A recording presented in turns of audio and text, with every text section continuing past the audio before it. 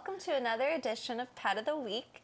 This week I'm here with Therese Van Groesbeck and two of her beloved dogs by the names of Coco and Daisy.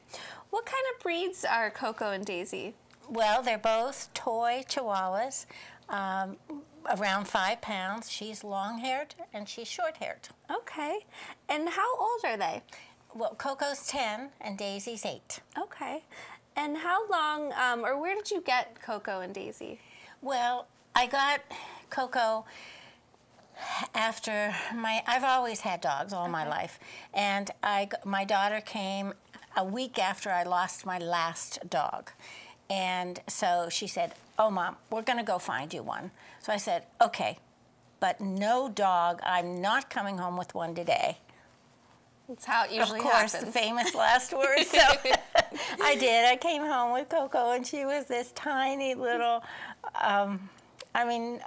no bigger than my hand. And I thought, oh, my golly, because I had had big dogs, much bigger dogs. I grew up with boxers, and I had Shelties, and I thought this was the smallest dog I'd ever had. And I thought, oh, if she lives to be 5 or 6 or 8 months, I'll be lucky because, but no, she was fine. They're very resilient and yeah, they're very sweet and cuddly, and they love people, it seems like. Well, and for that reason, I noticed that when she was with my mother, she would sit, as much as she's very energetic normally, she would sit.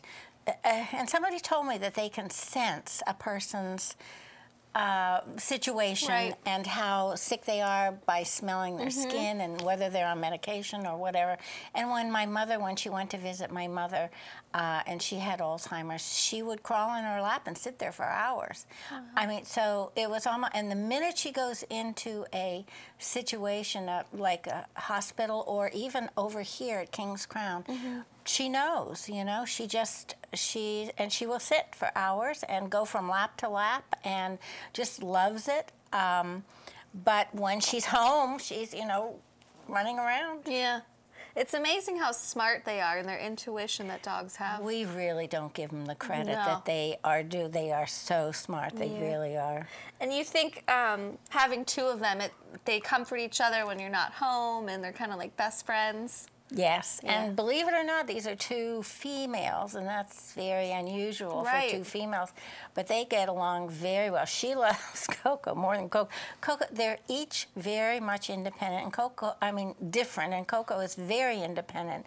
She's much more needy, so she loves Coco more than Coco's more independent, and she'll come over and she'll go, oh, Coco will say, "Leave me alone, leave me." She kind of runs the house.